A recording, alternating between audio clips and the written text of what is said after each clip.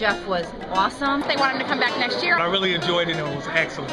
I'd have you back for any one of our presentations. Thanks, Jeff.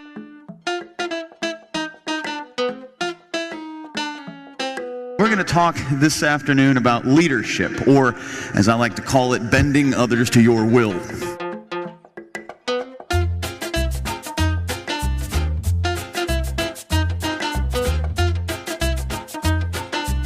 Hello and welcome to Unleash Your Inner Tyrant, the most entertaining leadership presentation you are ever going to see.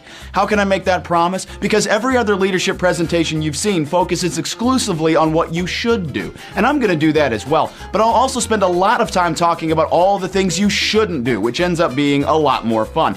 Unleash Your Inner Tyrant will provide your audience with all the content of a more traditional presentation and all the entertainment value of a comedy show. I've done it this way because I believe that improving your leadership skills doesn't have to be boring, and because I want people to enjoy the process of becoming better. Some of the garbage that you've listened to at this conference, quite frankly, blows my mind. Seriously.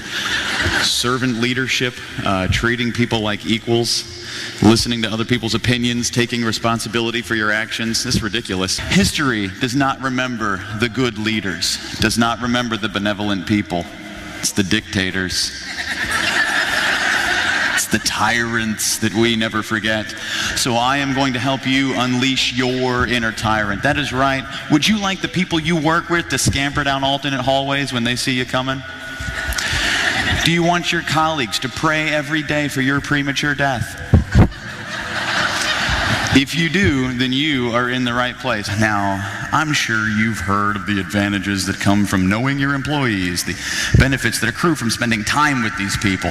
Maybe you know that Herb Kelleher, Southwest's longtime CEO, was famous for occasionally throwing bags on the tarmac with the other baggage handlers. And in 1994, his employees spent $60,000 of their own money to take out a full-page ad in USA Today to thank him on Boss's Day for, among other things, remembering all of their names. That's embarrassing. One takeaway sentence, it's this one. Other people are annoying. That's why we live in separate homes. Now, I know many of you, you're going to have trouble with this concept. You've listened to conversations about trust, the power of trust, the speed of trust, the trust of trust, and you think it's a good thing. If that's the case, you've probably heard this quote by Theodore Roosevelt. It's in pretty much every management book of the last 50 years. The best executive is one who has sense enough to pick good people to do what he wants done and self-restraint enough to keep from meddling with them while they do it. Now, obviously, Teddy trusted the people who worked for him, and let's look what happened to him, okay? A lot of folks focus on the fact that he is often considered to be one of our country's 5 greatest presidents, but I don't think that's a big deal.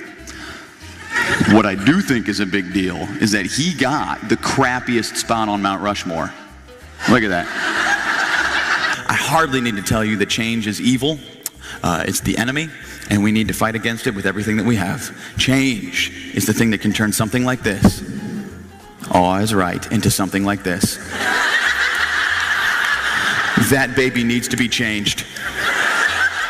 I can honestly say that I've never worked with an easier speaker setting this thing up. He did his homework, he learned our audience and a little bit of background about them, and he brought the house down. I think if you had to distill this presentation into a single sentence, it would be this one. Where is your loyalty? Is it to yourself or is it to your company? And by company, I do not mean the building you work in or the products and services that you offer. That's your business, and very few of us are loyal to a business.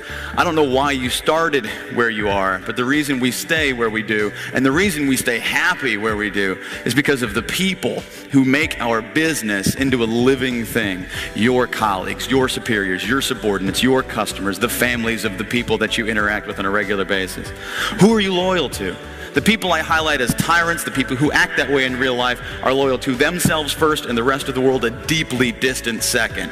But if there's any part of you that actually cares about the people you work with and for, then you will work to create an environment where they feel free to speak, to share their thoughts and ideas, to challenge you when they think there might be a better way. Leadership is communication. Everything every leadership speaker ever talks about deals directly with how well or poorly you communicate with others and allow them to communicate with you.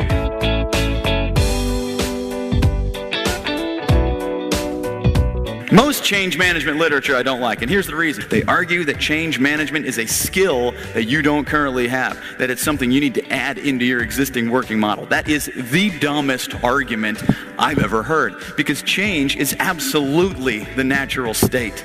None of you are the same person you were a year ago, or 5, or 10. None of you are the same person you will be a year, or 5, or 10 from now.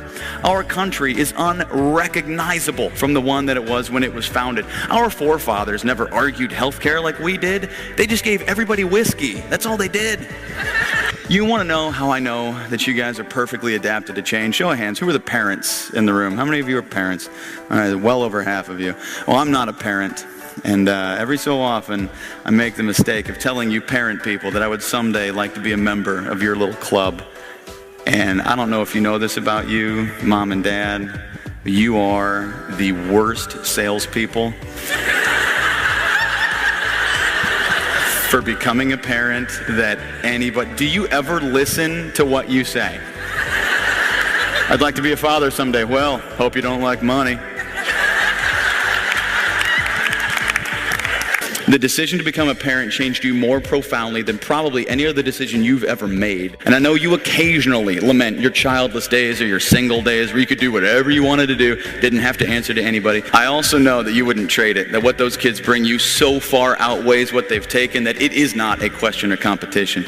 The point I'm trying to get at is that you've incorporated tens of thousands of changes, many of them major life-altering changes into who you are today. You've done it continuously, seamlessly, effortlessly, and in most cases not even noticing that the changes have occurred. If there is anything all of you are and have always been an expert at, it is managing change. Moments ago, we had the sheer pleasure and honor of Jeff Havens speaking up actually in front of a table in front of a group of 206 supervisors, and he was absolutely fantastic, charged, energized, and was absolutely entertaining. How many of you are married? I'm guessing a lot of you. Show of hands. Okay. Maybe you are familiar with the work of John Gottman. He is a psychology professor from the University of Washington who in 1995 published a book called Why Marriages Succeed or Fail. In this book, he argues that the ideal ratio of positive to negative communication is approximately 5 to 1, which means that a good leader might try to have a constructively critical conversation with a subordinate along these lines. Hey, great work on the Parker project. You met your deadline. You came in a budget. Your presentation skills have gotten a lot better. Next time, I really need you to communicate with me more regularly as we go forward. I didn't always feel like I knew where we stood on this thing, but overall, you did a good job. You can see the 5 to 1 ratio here. You definitely heard the criticism, but it doesn't feel too heavy. Almost feels like an honest attempt to help people improve at their business. And that is not what I want you to do. What I want you to do is the compliment sandwich. This is a 2 to 1 ratio of positive to negative that might make you think you're being nicer than you are mean, but which is really only going to serve to convince your employees that those bookended compliments, the bread, empty calorie crap that y'all sometimes throw away because you're on a diet, is your cover for the purpose of the conversation, which is the juicy, succulent chicken tender of criticism right in the middle. This can actually be a lot of fun, and I want you to see how much fun this can be. I'd like you to turn to the person you're sitting next to. This will be very painless, I promise. Come on, turn to him, look him in the eyes, and repeat after me. You look great today. I hate you and wish we'd never met. I like your shoes. Now, which one of those was the most fun?